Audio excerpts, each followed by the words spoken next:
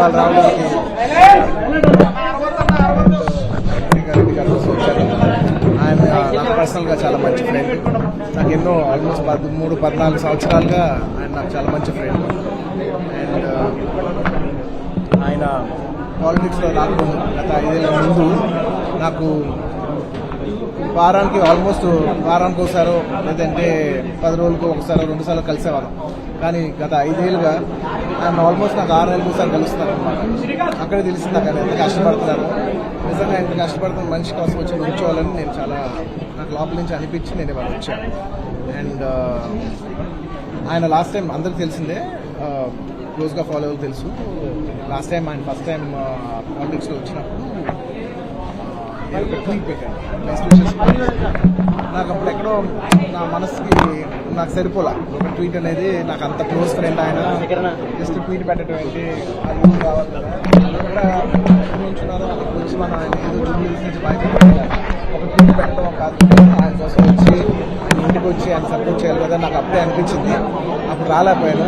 So ఈసారి ఎలాగైనా ఆయన మళ్ళీ కంటెస్ట్ చేస్తే రావాలనుకున్నాను. ఈసారి వచ్చాను. కేవలం ఇది నేను ఆయన పర్సనల్గా నా ఫ్రెండ్ కాబట్టి నేను మా వైఫ్ మాకు బెస్ట్ విషెస్ చెప్పడానికి రవి గారి కోసం వచ్చాను. I wish all the best Ravi. మీరు 5 ఏళ్ళలో చాలా కష్టపడ్డారు. అండ్ మీరు కష్టపడిన విధానం నా మనసుకు బాగా నచ్చి మిమ్మల్ని ఎలాగైనా సపోర్ట్ చేయాలని వచ్చింది. అంటే అంతకుముందు మనం అలాంటిది మీరు 6 నెలలకు ఒకసారి కూడా కనపడట్లేదు. ఎప్పుడైనా ఒక ఊరు ఎప్పుడైనా ఒక సరదాగా వచ్చినా కూడా ఆయన ప్రాణం అంతా నంద్యాల ఉంటుంది. నన్ను మొత్తం నంద్యాలంతా మా రూమ్లో తీసుకొచ్చావు నువ్వు. ఎప్పుడు అదే మూడ్లో ఉంటాడు. సో అంత కష్టపడే మనిషికి ఖచ్చితంగా విజయం సాధించాలని మనస్ఫూర్తిగా కోరుకుంటూ ఆయనకి పొలిటికల్ కెరియర్లో ఎన్నెన్ని మెట్లునో అవన్నీ ఆయన అచీవ్ చేయాలని ఆయన అచీవ్ చేస్తే నేను చూసి పర్సనల్గా గర్విస్తానని చెప్తాను. I wish all the best. ఇందులో ఇంకో విషయం కూడా చెప్తాం అనుకుంటున్నాను. రవి గారు ఎంత మంచి వ్యక్తి అంటే ఇప్పటివరకు నేను రావాలని కానీ నేను వస్తే బాగుంటుందని కానీ ఆయన ఎప్పుడూ అడగలేదు, ఆయన నోరారా అడగలేదు. నేనే ఆయన చెప్పా, రవి నాకు ఇలా రావాలని అన్నా కూడా ఆయన వద్దు బ్రదర్ మీకు ఇబ్బంది అవుద్ది అని ఆయనగా అన్నా కూడా ఇది ప్యూర్లీ నా కాలే. ఆయన వద్దన్నా కూడా అసలు లేదు బ్రదర్ నాకు రావాలనుంది, నాకు మనస్ఫూర్తిగా రావాలనుంది. నా ఫ్రెండ్స్ అంటూ ఎవరైనా ఉంటే వాళ్ళు ఏ ఫీల్డ్లో ఉన్నా ఏ పార్టీలో ఉన్నా నాకు పార్టీకి సంబంధం లేకుండా నా మనసుకు నచ్చిన వాళ్ళు ఎవరైనా ఉంటే ఎవరు ఏ ఫీల్డ్ అయినా ఉంటే నేను వచ్చి వాళ్ళని సపోర్ట్ చేయాలనేది నాకు మనసుకు నచ్చితే చేస్తాం బ్రదర్. అండ్ ఆయన అస్సలు నేను చెప్పాలనుకుంటే ఆయన అస్సలు ఏమాత్రం ఆయనకున్న సంస్కారానికి, ఆయనకున్న గౌరవానికి, ఆయనకున్న ఫ్రెండ్షిప్కి ఆయన ఏ రోజైనా నోరు తీసి అడగఉండొచ్చు. కానీ ఆయన అసలు ఇప్పుడు అడగలేదు. నేను ఆయన అడగలేదు కాబట్టి నాకు ఇంకా ఉంది, అరే ఆయన అసలు నోరెత్తి అడగలేదు, ఎంత క్లోజ్ ఫ్రెండ్ కూడా అడగలేదు, నేనే చేయాలని చెప్పి నాకు లోపల నుంచే ఆ ఫీలింగ్ అనిపించింది. నేనుగా వచ్చాను.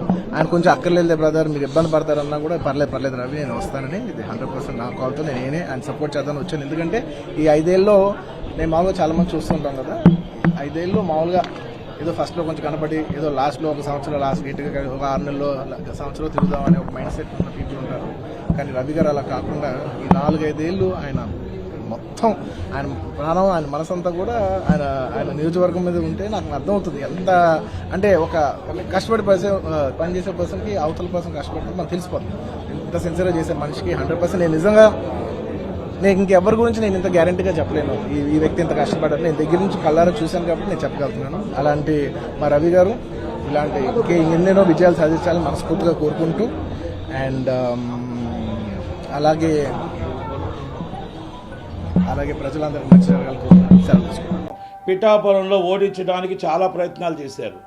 99 మంది పవన్ కళ్యాణ్ గారి వైపు ఉంటే 99 మంది పవన్ కళ్యాణ్ గారు బాబు నువ్వు గెలాలి, నువ్వు రాష్ట్ర అధ్యక్షుడిగా నీలాంటి వాడు కావాలి అని పిఠాపురమే కోరుకుంటే ఎవరో ఒకరు బయటకు వచ్చి కావాలి ఒక డ్రామా సృష్టి చేసి ఫ్యామిలీ మెంబర్ నో ప్రాబ్లం, కానీ ఆయన వస్తే ఆయన బయటకు వస్తే ఆయన చెయ్యి ఊపితే పవన్ కళ్యాణ్ ఓడిపోతాడు అనుకోవడం తప్పు, అది అసంభవం. మీరు ఒక్కరు సపోర్ట్ చేస్తేనో మీరు ఒక్కరు ఓడిద్దాం అనుకుంటే ఓడిపోయేది అయితే కాదు. 99 మంది సపోర్ట్ ఉంది.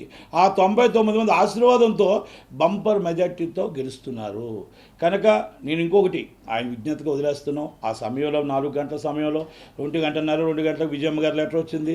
ఆ లెటర్ని ఆపడం కోసమా, లేకపోతే వైసీపీ డ్రామా ఆడిందా? ఆ లెటర్ సోషల్ మీడియాలో మొత్తం రాకూడదని, టీవీలో రాకూడదని 6 గంటలకు ఆల్రెడీ అయిపోతున్నా కూడా అది అల్లు అర్జున్ గారు అక్కడ రావడం, వాళ్ళంతా కూడా ఒక వైసీపీ ఒక పన్నాపం పన్నిందని అనుకుంటున్నాం. అలాగే పాపం ఈరోజు అక్కడ ఎస్పీ గారు, ఏఎస్పీ గారు, సిఏ గారికి సస్పెండ్ చేయడం జరిగింది. వాళ్ళు ఎందుకంటే అక్కడ మొత్తం టోటల్గా కంట్రోల్, పాపం వాళ్ళ జీవితాలు పోయాయి, వాళ్ళు ఈయన వెళ్ళడం వల్ల వాళ్ళ ఉద్యోగాలు పోయాయి. ఏదో ఒకటి చెప్తున్నాను, ఒకటే చెప్తున్నా, ఏ ప్రయత్నాలు చేసినా కూడా ఫ్యామిలీ మెంబర్స్లో మనకి ఏదున్నా కూడా మనం ఒక్కటి గుర్తుపెట్టుకోవాలా, ఒక వృక్షం, ఒక మెగాస్టార్ అనేది ఒక వృక్షం. ఆ వృక్షంలోనే అందరూ మెగా ఫ్యామిలీ ఎంతోమంది హీరోలు వచ్చారు. ఒకరిద్దరు సపోర్ట్ చేయకపోయినంత మాత్రాన పవన్ కళ్యాణ్ గారికి పోయేది ఏమీ లేదు. ఆయన ఏ రోజు కూడా పవన్ కళ్యాణ్ గారు వచ్చి నాకు సపోర్ట్ చేయని నేను ఎవరిని అడగలేదు. స్వచ్ఛందంగా అందరూ రావడం, అందరూ వారికి సపోర్ట్ చేశారు.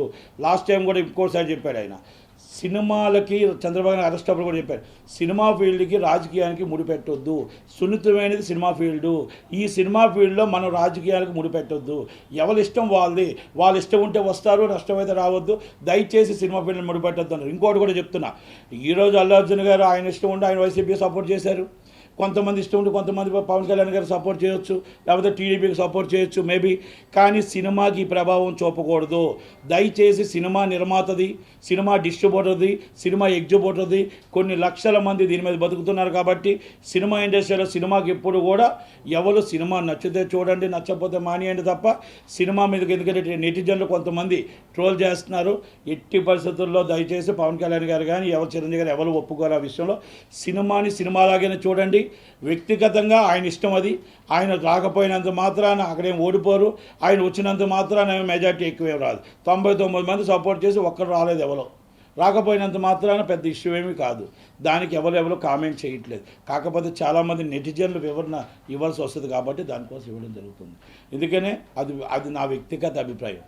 సో అల్లు అర్జున్ గారు వెళ్ళడం అనేది నాకు ఎందుకో నచ్చలేదు, అది నా వ్యక్తిగత అభిప్రాయం. అది ఎందుకంటే అక్కడ సొంత మామయ్య రిలేషన్షిప్, బయట వాళ్ళు మనం ఇప్పుడు చాలామంది అంటున్నారు, చెల్లెలు సపోర్ట్ లేదు, తల్లి సపోర్ట్ లేదు, బాబాయ్ పిన్ని సపోర్ట్ లేదు, నీకు మళ్ళీ మీ చెల్లెలు ఇంకో చెల్లెలు సపోర్ట్, వివేకానంద రెడ్డి చెల్లెలు సపోర్ట్ లేదు, నీకు బయట వాళ్ళు మేము ఎందుకు ఓటు వేయాలి అని అంటున్నారు. ఆ ప్రశ్న వేశారు కాబట్టి రేపు ఈ ప్రశ్న కూడా మన ఫ్యామిలీ మెంబర్ కదా అంటారు అన్న ఒక ఆలోచనతో నేను ఇది కరెక్ట్ కాదేమో అని, ఎందుకంటే కన్న తల్లే జగన్మోహన్ రెడ్డి గారికి షర్మిలమ్మకు ఓటు వేయమంది అంటే జగన్మోహన్ రెడ్డికి ఓటు వేయద్దని అర్థం. కనుక ఇలాంటివి జరుగుతున్నాయి కాబట్టి మనం ఒక ఫ్యామిలీ మెంబర్గా మొత్తం టోటల్గా ఒక ఫ్రెండ్ అవ్వచ్చు, కానీ వాళ్ళు దాన్ని అలా ఉపయోగించలేదు.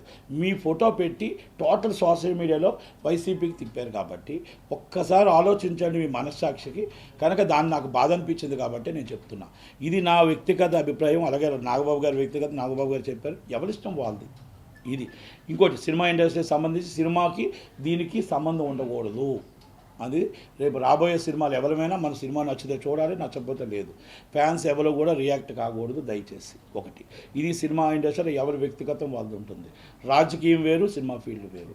అలాగే టోటల్గా పల్నాడులో గొడవలు కానీ, అలాగే మొత్తం టోటల్గా ప్రతి దిక్కున కూడా గొడవలు, ఎక్కడ కొన్ని మన ప్రకాశం జిల్లాలో కొన్ని గొడవలు జరిగాయి, మళ్ళీ అలాగే మన చీరాల్లో జరిగే కొన్ని గొడవలు, అలాగే మన జమ్ముల మడుగులో జరుగుతున్నాయి, తాడిమత్తులో జరుగుతున్నాయి, ఆలగడ్డలో జరుగుతున్నాయి.